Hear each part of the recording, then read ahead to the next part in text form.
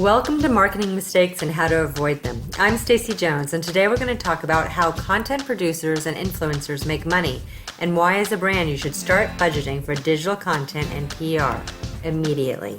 So how do online sites and influencers make money? When we work with brands for social influencer campaigns, the hot topic is, of course, money. What does it cost? And that question is not just about the agency fee we charge to research, cultivate, and activate that partnership to ensure success, but rather the fee that may be paid to the content producer. Even PR has changed in recent years, with more paid campaigns partnered with content producers to create native and organic coverage of a brand versus relying on earned media. Why is this? Well, the bygone era of traditional advertising is just that, gone, and people want and need to be paid for their time and efforts. So how exactly does a content producer make money? Unless it's just a part-time hobby, most content platforms and producers are there to make a profit, and there are a few ways that they can be successful at doing so, some which work better than others. There are hard costs overall to producing content, and the producer's time is just a scratch on the surface of some of those hard costs. Blogs and publishing sites have to pay money for software, hosting fees, plugins to make their sites better, clear imagery that unless they create their own, they have to borrow or buy from someone else, cameras, editing software, and the list just goes on. And in the old days, this was very simple. You charged the reader, and we all know that doesn't go over so well nowadays. When was the last time you felt it was worth more than perhaps your email address to be able to sign up and read something? Most of you listening probably don't even want to give away your email address unless the content is really going to be that good.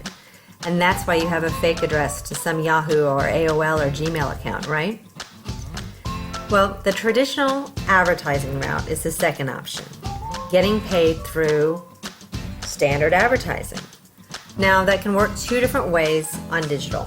The first is with a content producer maybe speaking directly with relevant advertisers and selling them space on their platform, including their blog or their website. And this obviously doesn't work for standalone Instagram, Facebook, YouTubers. In those cases, they're going to need to be paid directly. There is no platform for an advertiser to add on. That advertiser is paying based on typical web traffic to the source during the best of instances and paying for a made-up, this is what it's going to cost you in the worst of instances. The more professional the content publisher, the more likely they are backing their fee strategy with traffic numbers, bounce rates, how long does that reader really stay to read, and the like. The benefit is that the content producer has the ability to be pretty choosy with whom they work with and who they feel is relevant to the reader. Or what happens more and more, the content producer signs up and is working with Google or another ad platform and having that wild internet platform choose what brands to plug into those ad spots. In this instance, while specific categories can be barred by the content producer, they aren't able to approve what brands are actually being shown, nor what that ad content might look like. But they stand a chance to make some great money if their website traffic remains strong, which it won't if the ad turns off readers. This is what happens when you're reading an article about watches and the next thing you know you have an ad for online gambling, and then you are looking at something for macaroni and cheese. It just makes no sense. Now there's another way, which is making money from the reader's own click. This is known as affiliate marketing, and this way allows content producers to embed links that tie them to whatever product they are promoting. When a reader clicks on the link and then makes a purchase, the content producer gets a little kickback too.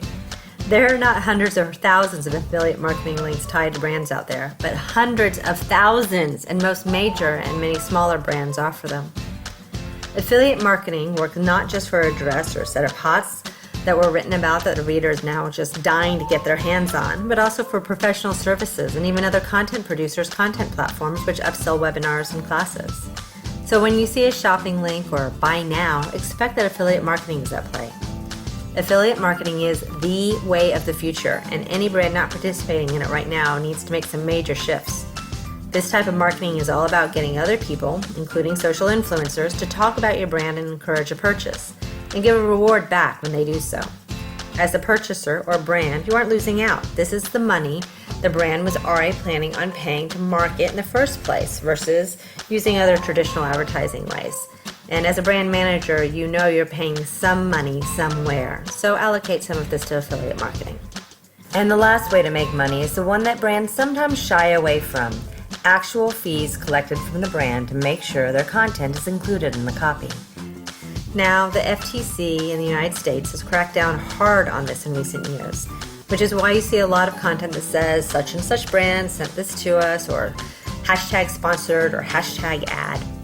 Basically, the FTC doesn't think that the consumer is smart enough to realize that something someone's hawking is actually an ad, and they want to make sure that everyone knows that it is. When a brand is paying for content to be written about them, it's considered sponsored content, and it may include anything ranging from videos, social posts, to actual articles or product plugs in those articles. That's not to say that free products that are gifted to the writer won't get you anywhere, but it's a shrinking world where content producers with large readerships or fan bases are moving away from just free and into a CPM model. CPM, by the way, means cost per thousand. Take a look at a CPM calculator and it will help you out tremendously within this space. Basically, you're looking for a $10 to $15 range on most of these types of paid scenarios with your average influencer. Less if the influencer has a tremendous fan base, but you're going to be paying a lot more ultimately with that. And way, way, way more if there's a celebrity attached, like up to double. So with this type of model, if you're paying $10 per 1,000 people, that's literally what it is. You're paying $10 for 1,000 people. You're paying $40 for 4,000 people, and so forth. And it doesn't mean that those readers, fans, or followers are actually engaging in that content when it comes to those celebrity and big name influencers. So keep that in mind too when you're looking at paying that out. And with all video content comes the opportunity for paid product placement, where it's natural to the content being created. So now that you know that you should probably start budgeting for content producers, the next step is going to be to make those content partnerships happen. That's it for this episode. I'll see you next week. I hope it was helpful and really would appreciate it if you would share any feedback. And as always, if you need a little or a lot of help, my agency, Hollywood Branded, is here to lend a hand.